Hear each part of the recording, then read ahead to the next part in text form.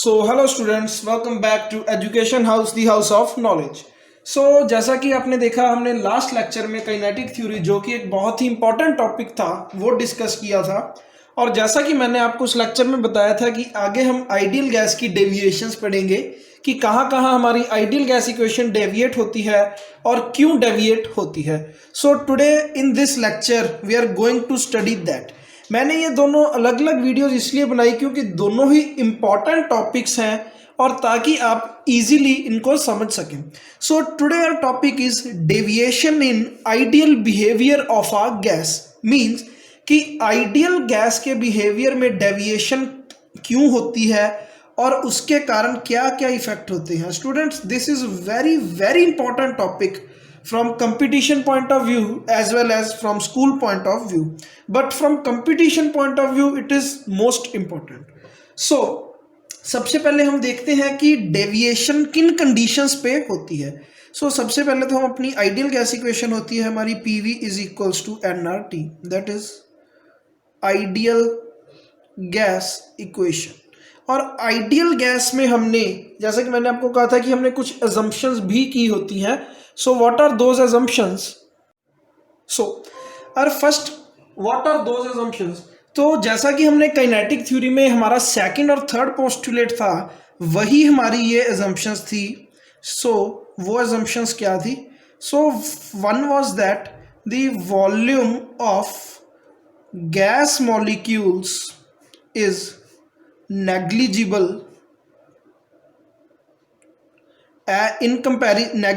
in comparison to volume of vessel, and the second one is there are no forces of attraction or repulsion. No forces of attraction or repulsion. ये थे हमारे two assumptions for ideal, for a gas to be ideal. अब हम देखते हैं कि किन conditions पे जाके हमारी गैस आइडियल बिहेवियर से डेविएट होती है और डेविएशंस शो करती है। Conditions at which deviation occurs. Deviation occur करती है जहां वहां भी दो कंडीशंस ही हैं, एक तो very high pressure and second very high pressure and the second one is very low temperature, very low temperature. ये दो कंडीशंस ऐसी हैं जहां हमारी गैस अपने आइडियल बिहेवियर से डेविएशंस शो करती है। और इन डेविएशंस का रीजन क्या है? Reason for deviation. स्टूडेंट्स, आप इसमें कंफ्यूज मत होइए, ये दोनों अलग अलग चीज हैं। फर्स्ट हमने डिस्कस किया कि कंडीशंस की कौन सी जगह, कौन से पॉइंट पे आके डेविएशन आती है, तो वो थी very high pressure and very low temperature. And अब हम करेंगे स्टडी की हाई प्रेशर पे जाके या लो टेम्परेचर पे जाके गैस में ऐसा क्या हो जाता है कि वो डेविएशन शो करती है। रीजंस में क्या है? अवर assumptions got wrong. Our assumptions gone wrong. इन दोनों कंडीशंस पे हमारी assumptions गलत हो जाती हैं। वो assumptions कौन कौन सी हैं? Number first, actual volume of gas is negligible. जो कि हमने बोला था कि एक्चुअल वॉल्यूम गैस का जो है नेग्लिजिबल होता है। Actual volume of gas is negligible, and second one, force of attraction is negligible. Force of attraction negligible. ये दोनों कंडीशंस हमारी रॉन्ग हो जाती हैं, wrong at above given conditions. So हमारी ये दोनों assumptions above given condition that is high pressure and low temperature पे रॉन्ग हो जाती हैं। इसी वजह से हमारी जो गैस है वो अपने आइडियल बिहेवियर से डेविएट करती है। सो अब हम देखते हैं कि डेविएशन होती है तो इक्वेशन में क्या क्या चेंजेस आते हैं। जैसा कि हम जानते ही हैं कि आइडियल गैस इक्वेशन हमारी होती है PV is equals to nRT। सबसे पहले हम प्रेशर के बारे में स्टडी करेंगे कि प्रेशर पे क्या इफेक्ट होते हैं और क्या इसमें चेंजेस हमें देखने को मिलते हैं। अगर हम आइडियल गैस के लिए इक्वेशन को लिखें PI/VI is equals to nRT, where PI is ideal pressure and VI is ideal volume, means the volume and pressure for a ideal gas. अगर हम बात करें कि आइडियल के टाइम पे इसमें कोई भी अट्रैक्शन और रिपल्शन फोर्सेस नहीं थी तो हमारा प्रेशर था PI। अगर फोर्सेस अट्रैक्शन या रिपल्शन में से कोई भी फोर्स आती है तो हमारा प्रेशर हो जाएगा P real, that is P real is what, pressure when forces are present, कि जब हम उन फोर्सेस को कंसीडरेशन में लाएंगे कि हाँ ये फोर्सेस प्रेजेंट हैं तो जो प्रेशर होगा that is our P real. अब हम सोचे कि PI और P रियल में से कौन सा ज़्यादा होगा। PI will be greater than P real, because अगर कोई भी अट्रैक्शन फोर्स आएगी तो वो मॉलिक्यूल्स के मोशन को कम करेगी, मतलब मॉलिक्यूल्स की स्पीड को कम करेगी, उनका मोशन जितने टाइम्स अकर हो रहा है वॉल से, जितने टाइम्स उनकी कोलिजन हो रही है उसको भी कम करेगी, जिसकी वजह से जो P रियल है, हमारा रियल प्रेशर है, वो कम हो जाएगा। तो इसका मतलब हम कह सकते हैं कि जो हमारा P आइडियल है that is equal to P real plus some corrected pressure. Corrected pressure means कि वो प्रेशर जो कि हमारी अजम्पशन के कारण गलत हो रहा है, या वो जो एक्स्ट्रा प्रेशर आ रहा है जब हम फोर्सेस को कंसीडर नहीं कर रहे। अब हमें इसी करेक्टेड प्रेशर के ऊपर वर्क करना है कि ये प्रेशर की वैल्यू क्या है, किन किन फैक्टर्स से ये इफेक्ट हो रहा है। इसको आप लॉस्ट प्रेशर भी बोल सकते हैं, क्योंकि एक्चुअल में ये प्रेशर हमने कंसीडर नहीं किया तो ये लॉस्ट हो गया। और ये किन किन फैक्टर्स पे डिपेंड करेगा। P corrected is directly proportional to force of attraction, force of attraction और रिपल्शन, कि अगर तो अट्रैक्शन होगी तो ये कम हो जाएगा और अगर रिपल्शन होगी तो ये नॉर्मल से वैल्यू ज़्यादा भी हो सकती है। अब हम देखते हैं कि इसमें वैल्यू इसकी कैसे कैलकुलेट करेंगे और इक्वेशन में उससे क्या चेंज होगा। Measurement of corrected pressure. ये कॉन्सेप्ट हमें दिया था साइंटिस्ट वॉन्डरवॉल ने, जिसमें कि हम वॉन्डरवॉल फोर्सेस ऑफ अट्रैक्शन होती हैं जो, उन्हीं साइंटिस्ट ने हमें इस कॉन्सेप्ट पे दिया था। तो उनके अकॉर्डिंगली कि जो भी हमारे प्रेशर में जो हमने कहा कि करेक्टेड प्रेशर है उसकी value that is P is equals to A n square over V square। what is here A and V? A यहाँ हमारे पास होता है measure of forces of attraction between the molecules, that is A is equals to measure of forces of attraction, measure of forces of attraction between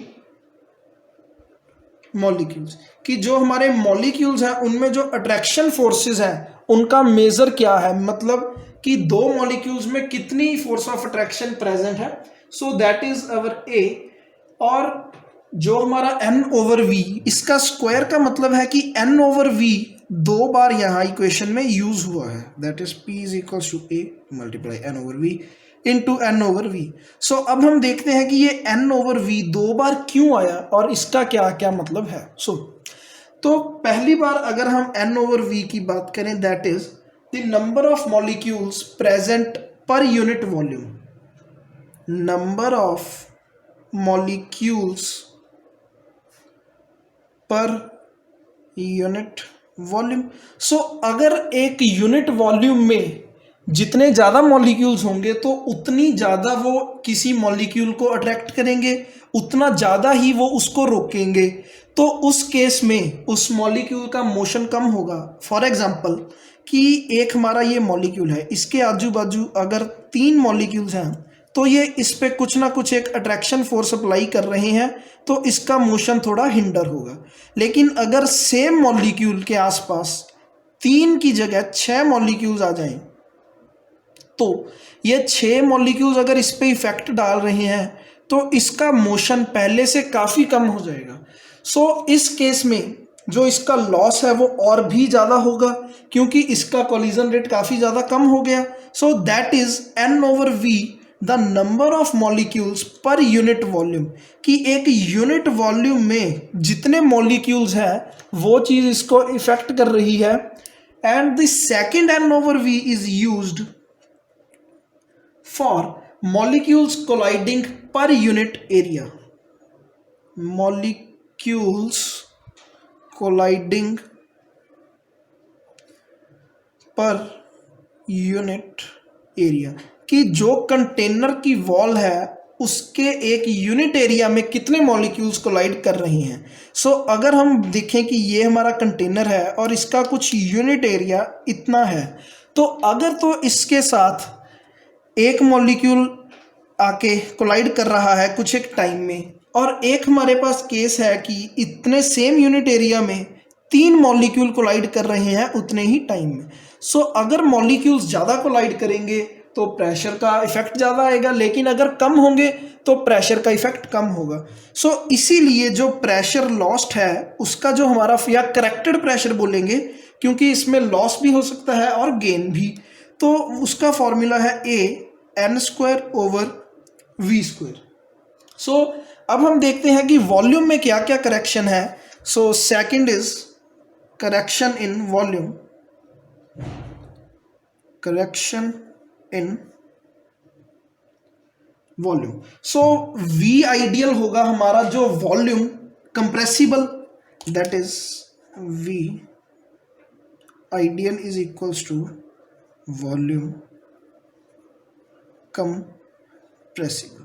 so ideal volume है जो, उसमें हमने consider किया कि गैस मॉलिक्यूल्स का अपना कोई भी वॉल्यूम नहीं है, मतलब कि सिर्फ वेसल का ही वॉल्यूम है। अगर हम बात करें कि ये हमारा वेसल है, इसमें गैस के थाउजेंड्स ऑफ मॉलिक्यूल्स हैं, हमने कहा इन मॉलिक्यूल्स का खुद का कोई प्रेशर, कोई वॉल्यूम नहीं है। सो इसके ऊपर अगर हम एक पिस्टन लगा के पुश करेंगे तो आइडियल केस में ये पिस्टन को हम बिल्कुल नीचे तक ला सकते हैं, क्योंकि सिर्फ वेसल ही है और वेसल को हम बिल्कुल एंड तक पुश कर सकते हैं। लेकिन अगर हम बात करें कि v रियल है जो, that is actual volume of molecules, actual volume of molecules, तो उस वॉल्यूम को हम कंप्रेस नहीं कर सकते। कैसे? अगर यही बीकर है, इसमें वैसे ही थाउजेंड्स ऑफ मॉलिक्यूल्स हैं, लेकिन जो गैस मॉलिक्यूल्स हैं उनका भी कुछ ना कुछ वॉल्यूम है। सो इस केस में क्या होगा, एक टाइम पे जब हम पुश करते जाएंगे तो गैस मॉलिक्यूल्स यहाँ जब इकट्ठे हो जाएंगे, सो उनका खुद का भी कुछ वॉल्यूम है, तो उस लिमिट के बाद हम पिस्टन को और ज़्यादा पुश नहीं कर पाएंगे, तो हमारा पिस्टन यहाँ पर आकर रुक जाएगा। तो जो ये इतना इतना वॉल्यूम है, इसका डिफरेंस आ गया दोनों केसेस में। अगर हम आइडियल केस की बात करें और रियल केस की बात करें, तो हमें इसी वॉल्यूम को देखना है कि ये वॉल्यूम हम कैसे कैलकुलेट कर सकते हैं कि गैस मॉलिक्यूल्स का जो एक्चुअल वॉल्यूम है। So V ideal is equals to V total minus V occupied by the molecules। So ideal volume क्या था, जो कंप्रेसिबल है, और इस केस में कंप्रेसिबल वॉल्यूम कितना है कि टोटल वेसल का वॉल्यूम माइनस जितना मॉलिक्यूल्स का एक्चुअल वॉल्यूम है। So V ideal is equals to V real minus volume of gas molecules. So अब हमें कैलकुलेट करना है कि गैस मॉलिक्यूल्स का वो वॉल्यूम कितना होता है। सो इसको डिनोट किया जाता है सिंबल बी से, that is excluded volume. Excluded volume मतलब जिसको हमने बाहर निकाल दिया, एक्सक्लूड कर दिया। सो ये बी जो होता है इसका वैल्यू होता है 4 into volume of one molecule, कि एक मॉलिक्यूल का जितना हमारा वॉल्यूम है इंटू 4, एंड उसके बाद हम आगे नंबर ऑफ मॉलिक्यूल से मल्टीप्लाई कर देंगे कि एक मॉलिक्यूल के लिए एक्सक्लूडेड वॉल्यूम इतना है। तो अगर हमें आ जाए कि 10 मोल्स हैं, 10 मोल्स में जितने मॉलिक्यूल्स हैं उनके लिए कितना होगा, so that will be number of moles into B. This is for one molecule, one molecule. So अब हम देखते हैं कि ये बी की कैलकुलेशन कैसे होती है। सो अगर आप किसी भी गैस के मोशन को माइक्रोस्कोप के अंडर व्यू करें, जैसे अगर हम बात करें कि ये बीकर में मॉलिक्यूल्स एक रैंडम मोशन में हैं, तो हम उसको व्यू करें तो हमें कभी भी सिंगल मॉलिक्यूल ऑब्जर्व नहीं होगा। हमें हमेशा ये ऑब्जर्व होगा कि दो मॉलिक्यूल्स ज्वाइन होके मूव कर रहे हैं, रोटेट कर रहे हैं। तो ऐसा क्यों? ऐसा इसलिए क्योंकि मॉलिक्यूल्स हमेशा एक दूसरे से कोलाइड करते रहते हैं। तो जब भी हम देखेंगे हमें वो ऐसे दो मॉलिक्यूल्स आपस में टकराते हुए दिखेंगे, और जब वो टकराएंगे तो वो मिलकर दो मॉलिक्यूल्स ही अपीयर होंगे। सो अगर हम बात करें कि ये दोनों मॉलिक्यूल्स हैं, ये जुड़े हुए हैं और ये ऐसे मूव कर रहे हैं अपना एक सर्कुलर स्फेरिकल मोशन में, तो अगर हम इस स्फीयर का वॉल्यूम कैलकुलेट करें कि क्या होगा, that is excluded volume for two molecules,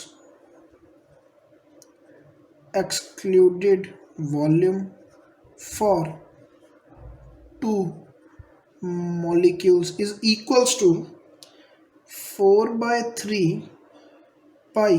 radius यहाँ r की जगह हमारा 2r हो जाएगा, क्योंकि दोनों मॉलिक्यूल्स को हम एक यूनिट ही कंसीडर कर रहे हैं। So 2r whole cube it is equal to 8 into 4/3 pi r cube. This is for two molecules. तो अगर हम एक मॉलिक्यूल के लिए बात करें, so excluded volume for one molecule, so 2 यहाँ डिवाइड होगा और it will become 4 into 4/3 pi R cube, that is 4 into volume of one molecule, जो कि अभी हमने पीछे डिस्कस किया।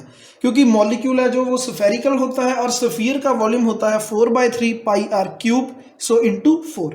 सो ये था हमारा excluded volume B for a one molecule. So similarly अगर हमारे पास जितने नंबर ऑफ मॉलिक्यूल्स हैं, अगर बोलें कि 10 मोल्स हैं, तो 10 मोल्स में जितने भी मॉलिक्यूल्स हैं उसके अकॉर्डिंगली हम देख लेंगे।